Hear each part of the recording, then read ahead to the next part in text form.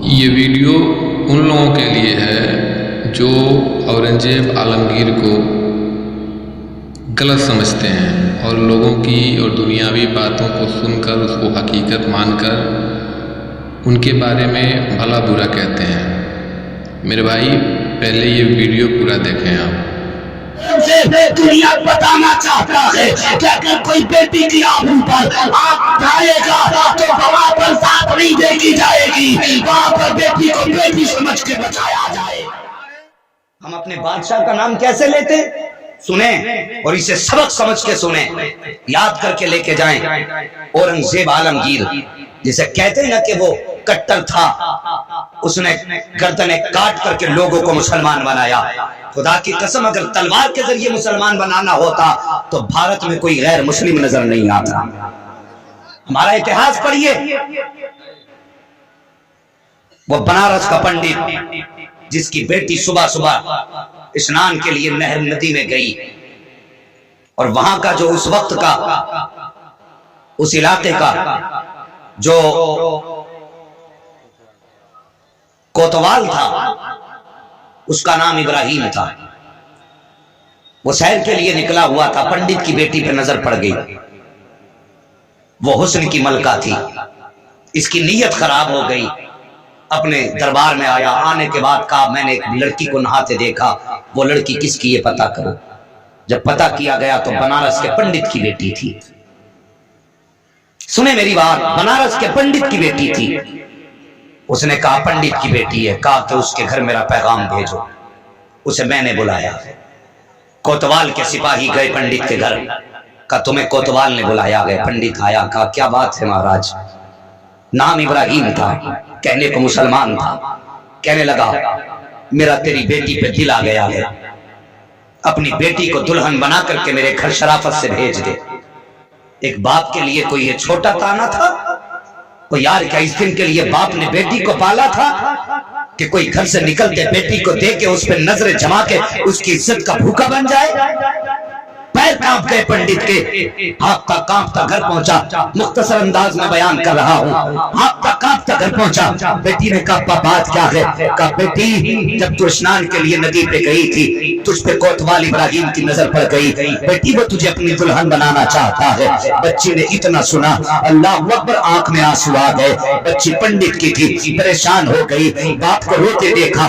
بچی سے پنڈت کہنے لگا بیٹی کیا کیا جائے؟ کہا بچی کوئی راستہ نکل آئے گا۔ پنڈت انتظار کرتا ہے راستے کا، پھر پیغام آ گیا پنڈت تجھے پھر بلایا ہے۔ پنڈت کو پھر کوتوال نے بلایا، بلانے کے بعد کہا میں نے تجھ سے کیا کہا تھا؟ سن، فلاں دن میرا ڈولا فلاں دن تیری بیٹی کا ڈولا میرے دروازے پہ آنا چاہیے۔ جب اتنی بات بچی کے باپ سے کہی گئی، پنڈت کی آنکھ میں آنسو روتا ہوا گھر آیا۔ کہا بیٹی بادشاہ کوتوال کا کہنا یہ ہے کہ اگر تو نے بیٹی کا ڈولا نہیں بھیجا تو پورے خاندان کو قتل کر دیا جائے گا۔ پنڈت کہنے لگا بیٹی ہمارے پاس صرف ایک ہی راستہ ہے۔ کہا بابا کون سا راستہ؟ کہا چل دونوں مل کر کے دریا میں چھلانگ لگا دیتے ہیں، جان دے دیتے ہیں، جان چلی جائے گی، عزت تو محفوظ رہ جائے گی۔ جب پنڈت نے اتنی بات کہی تھی، بچی نے کہا جائیے بابا آپ کوتوال کے پاس جائیے، اس سے جا کر کے کہیے اکلوتی بیٹی ہے، عزت سے رخصت کرنا چاہتا ہوں، مہربانی کر مجھے کچھ دن کا موقع دے دے۔ جب یہ سنا پنڈت نے کہا بیٹی تو کیا کرے گی؟ کہا بابا جتنا کہا ہے اتنا کیجیے۔ پنڈت کوتوال کے دربار میں گیا، کہا کوتوال مجھے موقع چاہیے، اکلوتی بیٹی ہے، 1 مہینے کا وقت دے دیجیے تاکہ میں اپنی بیٹی کو عزت سے دلہن بنا کر رخصت کر سکوں، اپنے دل کے ارمان نکال سکوں۔ جب اتنی بات پنڈت نے کہا تھا اور کوتوال بڑا خوش ہوا، کہنے لگا بڑی آسانی سے مان گیا۔ اس نے کہا میں نے تجھے 1 مہینے کا موقع دیا۔ جب پنڈت گھر آیا، کہا بیٹی مہلت تو مل گئی ہے، اب کیا کرنا ہے؟ کہا بابا چاہیے مسلمانوں کے بازار میں چلے جائیے، وہاں سے مغل شہزادے کا ایک لباس لے آئیے، ایک میرے لیے سواری کا انتظام کیجیے۔ پنڈت بازار گیا، شہزادے کا لباس خریدا، خریدنے کے بعد ایک گھوڑا لیا، بیٹی کی بارگاہ میں پیش کر دیا۔ کہا بیٹی لباس حاضر ہے، یہ سواری موجود ہے۔ اس پنڈت کی بیٹی نے وہ شہزادے والا لباس پہنا، مردوں کا لباس پہنا، پہننے کے بعد گھوڑے پر سوار ہوئی۔ پنڈت نے کہا بیٹی کہاں جا رہی ہے؟ کہا بابا آج دن میں آ جاؤں گی، اگر نہ آ سکی تو صبر کر لینا، لیکن زندہ رہی تو 8 دن کے اندر واپس آ جاؤں گی۔ جب اتنی بات پنڈت نے سنی، کہا جا کہاں رہی ہے؟ کہا بابا یہ راز نہیں کھول سکتی۔ اب سن پیارے، اس پنڈت کی بیٹی بیٹی نے مغلوں والا لباس شہزادے کا اس لیے پہنا تھا کہ ہر جمعے کے دن اورنگزیب عالم کی دہلی کی جامع مسجد پر دروازے پر کھڑے ہونے والے فریادوں کی فریاد سنا کرتے تھے، ضرورت مندوں کی ضرورت سنا کرتے تھے۔ اس نے بھی سنا تھا کہ مسلمانوں کا بادشاہ اورنگزیب عالم کی جمعے کے دن ضرورت مندوں کی ضرورتیں سنتا ہے، ان کی حاجتیں پوری کرتا ہے۔ یہ سوچ کر کے اس نے بنارس سے دہلی کا سفر شروع کیا ہے، اور سفر کر کے جب دہلی میں پہنچی تھی، جمعے کا دن تھا، ضرورت مندوں کی بھیڑ لگی تھی مسجد کی پیریوں کے آگے، یہ بھی جا کے گردن جھکا کے کھڑی ہو گئی۔ ادھر سے اورنگزیب عالم کی باہر نکلے، کوئی کہتا تھا مجھے پیسے کی ضرورت ہے، اس کی ضرورت لکھی جائے، کوئی کہتا تھا بیٹی کا نکاح کرنا ہے، آپ کہتے اس کی بھی ضرورت لکھی جائے، کوئی کہتا مجھے فلاں نے ستایا ہے، آپ کہتے اس کی بھی ضرورت لکھی جائے۔ اس کے بعد نتیجہ یہ ہوا کہ آپ پوچھتے پوچھتے اس جگہ تک پہنچ گئے جہاں پہ پنڈت کی بیٹی کھڑی تھی، جہاں پنڈت کی بیٹی کھڑی تھی۔ پنڈت کی بیٹی نے ہاتھ میں کاغذ لیا ہوا تھا، اس میں کچھ لکھا ہوا تھا۔ اب سننا پیارے، اس کاغذ میں لکھا ہوا تھا، حضرت اورنگزیب عالمگیر نے بچی کے سر پہ نگاہ، چہرے پہ نگاہ ڈالی، کہا تم کیسے آئے ہو؟ تو بچی نے خط آگے بڑھایا۔ یہ اورنگزیب عالمگیر کی تاریخ لگی ہے، جیسی بچی نے خط ہاتھ میں آگے بڑھایا ہے۔ اورنگزیب عالمگیر چاہتے تو اپنے ہاتھ سے یوں ہی کاغذ پکڑ لیتے، لیکن ان کی حیا کیسی تھی، تمہاری بیٹیوں کی آبرو کیسے بچائی ہے، ذرا تاریخ کے آئینے میں اس کو بھی سن لیا جائے۔ اورنگزیب عالمگیر نے ایک ہاتھ سے اپنی چادر کا کونا پکڑا ہے، اس ہاتھ سے آپ نے یوں اس کا خط پکڑا، اور پکڑنے کے بعد کہا بیٹی تم مجھ سے آ کے محل میں ملو۔ یہ کہہ کے آپ آگے بڑھ گئے ہیں، اور اس کے بعد شام کا وقت آیا، یہ بچی بادشاہ کے دربار میں گئی، کہا بتا تو صحیح بیٹی ایسی کون سی مصیبت آ گئی ہے کہ ایک بیٹی کو بیٹے کا لباس پہن کے آنا پڑا ہے۔ اتنا سننا تھا، پنڈت کی بیٹی چیخ مار کے رونے لگ جاتی ہے، کہا بات کیا ہے بیٹی؟ بچی نے کہا مہاراج بات یہ ہے کہ آپ کا جو کوتوال ابراہیم ہے وہ میری آبرو لوٹنا چاہتا ہے، ہم نے اس سے اتنے دن کا وقت لیا ہے، اگر ٹولا اس کے دروازے پہ نہیں پہنچا تو ہمیں قتل کر دیا جائے گا۔ اورنگزیب عالمگیر نے اتنا سنا، بچی کے سر پہ ہاتھ رکھا، کپڑے کے سہارے ہاتھ رکھا، کہا بیٹی وہ مت آنسو پوچھ لے، بیٹی وہ مت آنسو پوچھ لے۔ 2 مرتبہ آپ نے یہاں بیٹی کہا، اور 3ری مرتبہ آپ نے دہلی کی جامع مسجد کی پیری پہ بیٹی کہا تھا۔ اس کے بعد بچی کہتی ہے مہاراج میرے لیے کیا حکم ہے؟ فرماتے جا جیسے میرا کوتوال کہتا ہے ویسا ہی کیا جائے، جس تاریخ میں ڈولے کی بات کی ہے اسی تاریخ میں تیری ڈولی اٹھ کر کے کوتوال کے دروازے پہ جانی چاہیے کہ بچی رونے لگ جاتی ہے، کہتی بنارس سے دہلی کا سفر کیا، بڑی پریشانیوں میں آئی تھی، مہاراج یہ سوچ کے آئی تھی کہ میری مصیبت کا علاج ملے گا، لیکن آپ نے تو یہ کہہ دیا ہے جیسا میرا کوتوال کہتا ہے ویسا ہی کیا جائے۔